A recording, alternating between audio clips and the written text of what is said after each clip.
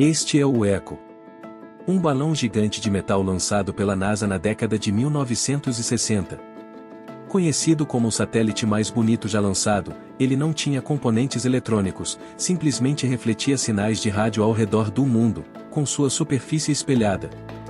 Apesar de sua simplicidade, funcionou extremamente bem.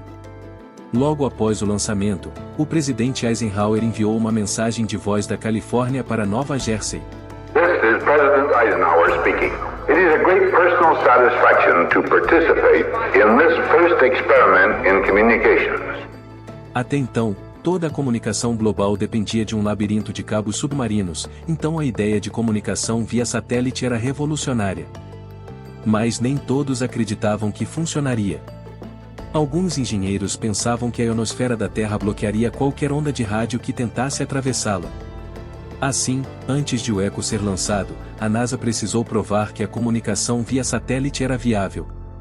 Foi então que perceberam que já tinham um satélite o que poderia refletir sinais. A Lua. Em uma série de testes, eles usaram com sucesso a Lua como um grande refletor para enviar sinais de voz de Nova Jersey para a Califórnia. Mas como isso funcionava? Da mesma forma que a luz reflete em um espelho, as ondas de rádio também podem ser refletidas. À medida que o sinal é refletido na superfície, ele se espalha em todas as direções. Uma pequena porção do sinal retorna à Terra, onde pode ser captado por um receptor em outro local. Quanto maior o refletor, mais forte e focado será o sinal retornado. Portanto, para que esses balões funcionassem, eles precisavam ser absolutamente enormes. O Echo foi feito a partir de uma grande folha de plástico milar, que tinha 1/10 da espessura de um fio de cabelo humano. A folha foi cortada em mais de 100 partes, cada uma coberta por uma fina camada de alumínio para dar ao balão sua superfície brilhante. Essas partes foram coladas para formar a esfera final. Na Terra, o balão precisava de 18 toneladas de ar para se manter inflado. Mas no espaço, apenas alguns quilos eram suficientes.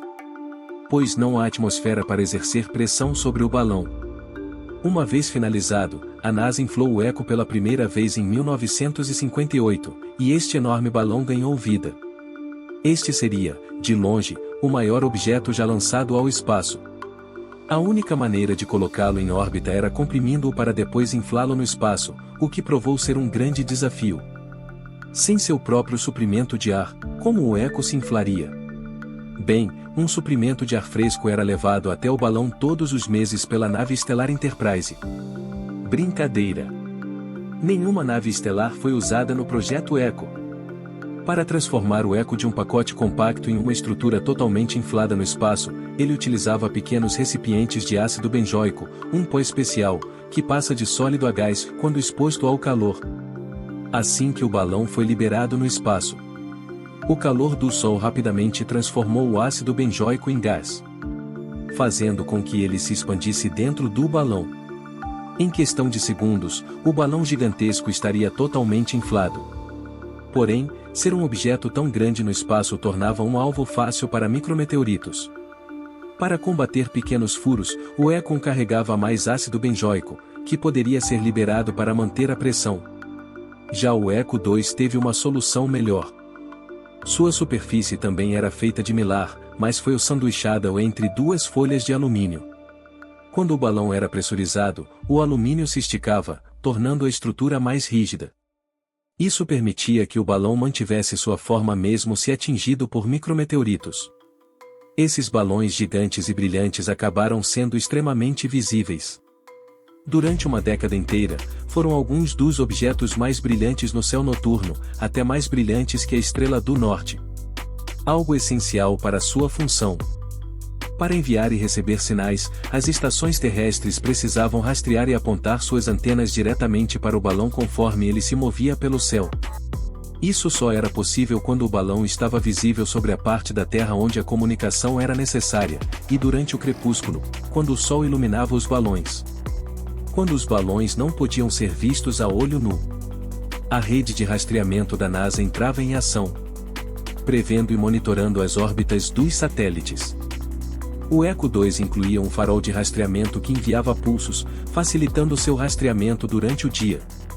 A maior parte das comunicações do ECHO acontecia entre estações construídas especialmente para o projeto na Califórnia e em Nova Jersey. No entanto, o projeto ECHO foi projetado como um experimento global. Graças à sua órbita polar, os balões passavam sobre todas as partes do mundo, permitindo transmissões em qualquer local equipado para isso. Até transmissões entre os Estados Unidos e a União Soviética ocorreram, com os soviéticos apelidando o balão de Sputnik amigável. Os balões não serviram apenas para enviar sinais ao redor do mundo, mas também para medir com precisão o tamanho e a forma da Terra. Na época, as medições mais precisas dependiam de triangulação estelar, o que resultava em distâncias entre continentes e cidades com erros de até 100 km. Com o ECHO, os cientistas mapearam locais exatos na Terra, medindo o tempo de viagem do sinal de diferentes locais, e formando triângulos para calcular distâncias, com precisão de metros. Essas medições tornaram nossas estimativas sobre a Terra 10 vezes mais precisas. A ciência com o ECHO não parou por aí. A NASA, então com apenas alguns anos de existência, ainda sabia pouco sobre os efeitos a longo prazo de satélites no espaço, especialmente sobre o arrasto atmosférico. Mesmo a 1.500 km de altitude, havia traços de atmosfera que podiam desacelerar objetos em órbita. E com uma área de superfície tão grande, esses balões foram impactados por esse fenômeno mais que qualquer outro satélite. O ECHO 1 revelou que a maior parte da alteração em sua órbita não era causada pelo arrasto atmosférico, mas pelo vento solar, que empurrava o balão em direção à Terra. Esses balões funcionaram perfeitamente durante os anos 60, e provaram que um sistema global de comunicação via satélite era uma ideia viável.